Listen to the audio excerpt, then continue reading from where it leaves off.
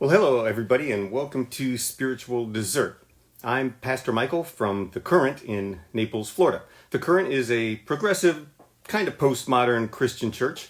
We follow the teachings of Jesus Christ.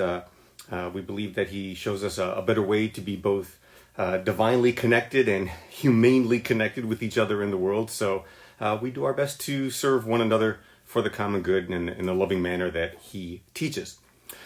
This little event here, Spiritual Dessert, is intended to be an open forum. Really, the idea is that all of you who tune in will ask questions and comment back and forth in the little comment box on Facebook Live. Until that happens, I've been just giving a recap of what we've been discussing at The Current over the past week or so. So last Sunday, I presented a little short story that I wrote that's a riff on the cave analogy, which initially appeared in Plato's Republic, written around, the 4th century before the Common Era, or so, the 350s. And in Plato's allegory, Socrates tells a story about people who are constantly chained to a wall, and all that they can see before them are shadows. So they think these shadows are reality, right? They're not aware that outside the cave is an entirely different reality, and that in fact the shadows are being placed on the wall by people that are doing things in back of them that the people can't see because they're chained face to the wall for eternity. One of the questions that the allegory of the cave raises is how can we imagine something different if we've never even seen it? If we don't know that, for example, the outside of the cave exists, how can we even begin to imagine that the outside of the cave exists if our existence has always been one thing? How do we even begin to perceive that there might be something different? So the short story that I wrote kind of took one of the characters from the cave, and I gave them a little more freedom. In my cave, people move around a little bit, but only by an unseen force. And the same thing happens, though. They live in this cave all of their lives and can't even imagine something else happens until one day somebody from the outside comes in and literally shows them the light. But then once they perceive the light, there's a whole other series of issues because they've never seen the light before, and it takes a very long time for them to adjust. Plato is also making this sort of claim in the original cave allegory too, in that even if we, as humans, managed to enter into another reality, we would have no idea how to perceive it, because there's no basis there. I find that to be an interesting question. And of course, in my story, the person who brings the light is supposed to be analogous to Jesus, who brings us sort of light. We call Jesus the light of the world. And I wanted to talk about that concept of Jesus as the light of the world this week because there is so much darkness. We're having a really hard time relating to one another around the world these days. And I have found myself personally becoming really despondent over it. And it's difficult in times like this to think that there could be any other reality, right? We are living in the cave right now. And everything we see around us we think is the way it has to be because it's the way it's always been. But one of the most powerful messages of Jesus is that idea, that concept is just flat out wrong. It hasn't always been like this, and it doesn't always have to be like this. We can change it. And in fact, Jesus says powerfully that if we connect with God, who then connects us to each other, we have changed it. And I think this was the idea really that Paul had in mind too as he starts to create these first Christian communities. They were supposed to operate, in parallel to the empire, not as part of it, only sort of interacting with it when necessary. And, if we are trying to create some sort of new vision of what it means to be alive and what it means to be human, then there's an extra difficulty to it because we don't really have a concept of what that new vision should be. What does a different reality look like? And I think one of the reasons that we seem to be so divided in this world today is because we can't agree on what that reality looks like.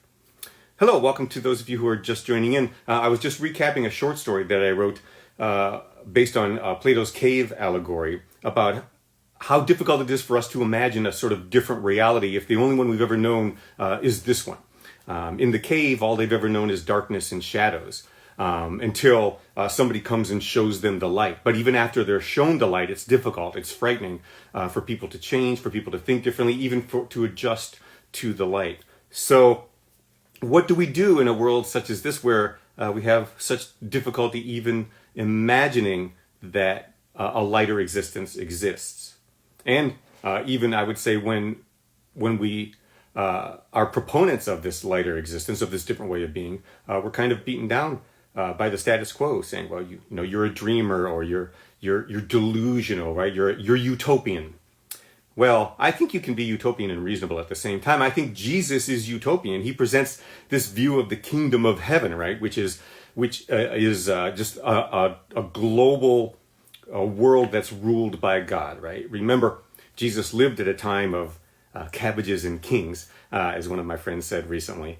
And so he uses that same analogy. But what he means is that we should be less concerned with the systems of humanity than about the systems of God, which are about chesed, loving kindness, justice, righteousness. And I would say that Jesus represents the ideals of shared prosperity as well, that we are in this as a community. And I would say that the first followers of Jesus, before they were called Christians even, really did their best to sort of follow the Jesus's idea that we're all in this together, and that we can create this alternate reality. We don't all have to be slaves to the empire, and the way to do it is just to start doing it. And we do that by sharing the wealth. In this country, there's a lot of talk about wealth taxes now, and those existed in Jesus's time too. And what Jesus proposed too, and what the first communities proposed, was that it's okay to be wealthy, but you just need to pay your fair share. You need to support the people around you. If you have the God-given talent of acquiring wealth, of amassing stuff, then you also have the God-given duty, or the covenantal duty, to redistribute it to those who are having more trouble.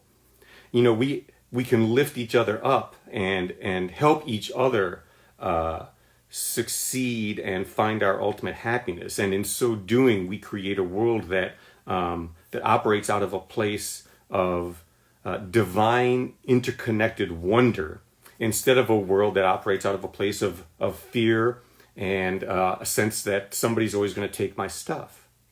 There's enough stuff. And Jesus says this over and over and over again. The problem is that we're having trouble getting out of the cave and understanding this new paradigm, this paradigm of cooperation, of community, and of willingness to take big, bold steps to actually, for once, bring about perceivable and permanent change to a world that desperately needs it. So that's really about all what we've been discussing and pondering this week. I'm working on some things for next week as well. But if you have questions, please leave them in the comment box. I'm always happy to reply after Spiritual Dessert as well. And if there are things that you'd like to discuss in future episodes, let me know about that as well. If not, I'll see you back here next week at around 12:30 as well to discuss. Well, I'll keep that as a surprise until next week. So please tune in again then. I'll also remind you that The Current is a 100% community-supported organization. So if you can donate, we really, really appreciate it. And we'll accept any amount. It helps keep not only this sort of experiment going, but also our postmodern church, and most importantly, our food pantry, Food Angels, which is responsible for serving hundreds and hundreds and hundreds of people every week in our community of Naples, Florida. So thank you all for participating online. I look forward to seeing you again soon. Godspeed.